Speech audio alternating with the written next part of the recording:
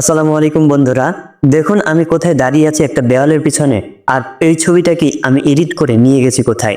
আবার এই ছবিটা দেখুন, সে দাঁড়িয়ে আছে একটা সাধারণ মাঠের মধ্যে, কিন্তু তাকে নিয়ে গেছি আমি ইউনিভার্সিটির মধ্যে। এরকম মারাত্মক লেভেলের এডিটগুলা কিন্তু আপনিও করতে পারবেন আপনার হাতে থাকা স্মার্টফোনটি দিয়ে। এবং এখানে মজার বিষয় কি জানেন, আপনার এই সম্পূর্ণ এডিটগুলো হবে এআই দ্বারা। অর্থাৎ এআই আপনাকে এই সম্পূর্ণ এডিটগুলো করে দিবে, এবং যেগুলো আপনি সম্পূর্ণ ফ্রিতে করতে পারবেন।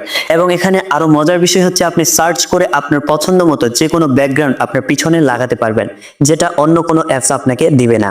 তো কিভাবে এই মারাত্মক লেভেলের এডিটগুলো করতে পারবেন, চলুন আপনাকে দেখাই প্র্যাকটিক্যালি। তো আপনি কি করবেন, সবার প্রথমে আপনার ফোনের যে প্লে স্টোর অ্যাপটি রয়েছে সেটাকে ওপেন করে নেবেন। ওপেন করার পর এখান থেকে সার্চ বারে চলে যাবেন। সার্চ বারে আসার পর এখান থেকে লিখে সার্চ করবেন হাইপিক, HYPIC।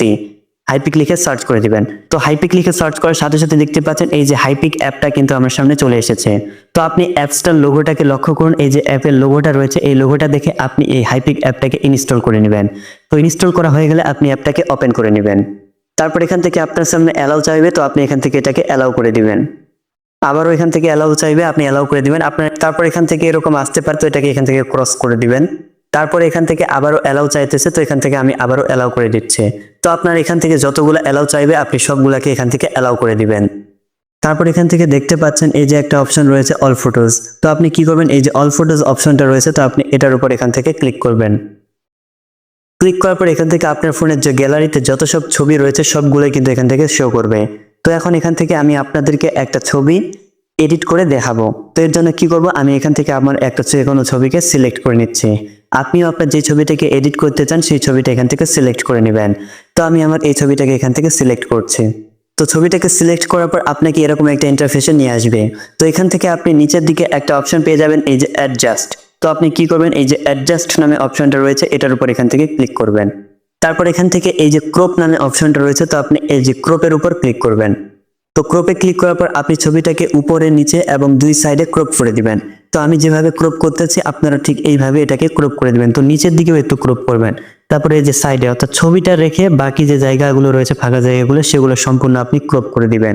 তো দেখুন আমি কিভাবে করতেছি, আমি যেভাবে করতেছি আপনিও কিন্তু ঠিক সেম ভাবে ছবিটাকে ক্রপ করবেন। তো ক্রপ করা হয়ে গেলে আপনি এখান থেকে ছবিটার সাইজ দিয়ে দিবেন।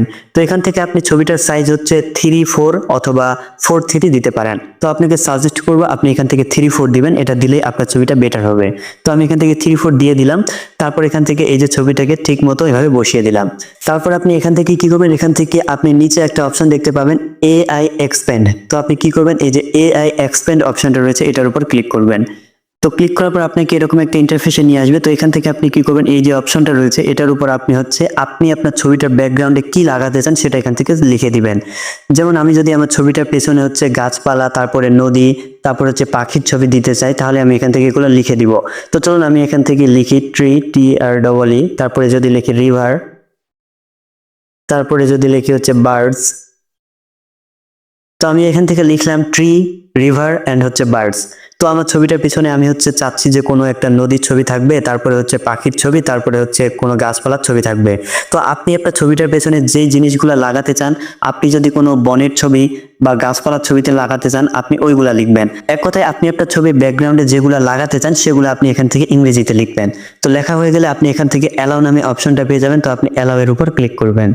অ্যালাউয়ে ক্লিক করার পর আপনি এখান থেকে এই যে জেনারেট নামে একটা অপশন পেয়ে যাবেন, এই জেনারেটর উপর ক্লিক করবেন। তারপর এখান থেকে কনফার্ম করে দিবেন। তারপর আপনার ছবিটা প্রসেসিং কিন্তু শুরু হয়ে যাবে। এখানে আপনি একটু ওয়েট করতে থাকবেন। তো এখানে ছবিটা প্রসেসিং হতে হতে আপনি যদি আমার চ্যানেলে নতুন হয়ে থাকেন অবশ্যই চ্যানেলটিকে সাবস্ক্রাইব করে সাথে থাকবেন, কেননা আপনাদের জন্য একটা ভিডিও নিয়ে আসতে আমাদের অনেক অনেক পরিশ্রম করতে হয়। আর আপনাদের একটি মাত্র সাবস্ক্রাইব করতে কয়েক সেকেন্ড সময় লাগে, তারপরে আপনারা করেন না। তো আপনাদের কাছে অনুরোধ করতেছি প্লিজ দয়া করে চ্যানেলটিকে সাবস্ক্রাইব করে এবং ভিডিওটিতে একটি লাইক করে দিবেন।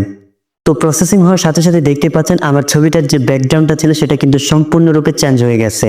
এবং আমি এখানে যে লিখেছিলাম আমার ব্যাকগ্রাউন্ডের পিছনে থাকবে পাখির ছবি, নদীর ছবি এবং গাছপালার ছবি থাকবে, সেটা কিন্তু চলে এসেছে। তো দেখতেই পাচ্ছেন ছবিটা কিভাবে প্রফেশনাল লুক কিন্তু পেয়ে গেছে। এভাবে চাইলে আপনি কিন্তু খুব সহজেই আপনার যে কোনো ফটোর ব্যাকগ্রাউন্ডকে কিন্তু আপনি চেঞ্জ করতে পারবেন। তো এখন হচ্ছে ছবিটাকে সেভ করার পালা। তো সেভ করার জন্য আপনি কি করবেন, আপনি হচ্ছে নিচের দিকে এই যে অ্যাপ্লাই নামে একটা অপশন পেয়ে যাবেন। তো আপনি এই অ্যাপ্লাই এর উপর ক্লিক করবেন। ক্লিক করার পর আপনি এখান থেকে নিচে এই যে টিক মার্ক পেয়ে যাবেন। তো আপনি কি করবেন, এই যে টিক মার্কের উপর ক্লিক করবেন। তারপর এখান থেকে আপনি উপরে এই যে এক্সপোর্ট নামে একটা অপশন পেয়ে যাবেন। তো আপনি কি করবেন, এই এক্সপোর্টের উপর ক্লিক করবেন।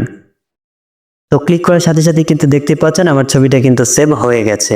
তো বন্ধুরা, আমি শুরু থেকে শেষ পর্যন্ত যেভাবে দেখালাম এভাবে কিন্তু খুব সহজে আপনি আপনার যে কোনো ছবিকে প্রফেশনাল ভাবে এডিট করতে পারবেন। তো ভিডিওটি যদি ভালো লাগে অবশ্যই চ্যানেলটিকে সাবস্ক্রাইব করে দিবেন, আর ভিডিওটিতে একটি লাইক দিবেন, আর ভিডিওটি কেমন লাগলো অবশ্যই কমেন্ট বক্সে জানিয়ে দেবেন। এতক্ষণ পর্যন্ত আমি আপনাদের সাথে ছিলাম মোহাম্মদ রাফিউল ইসলাম।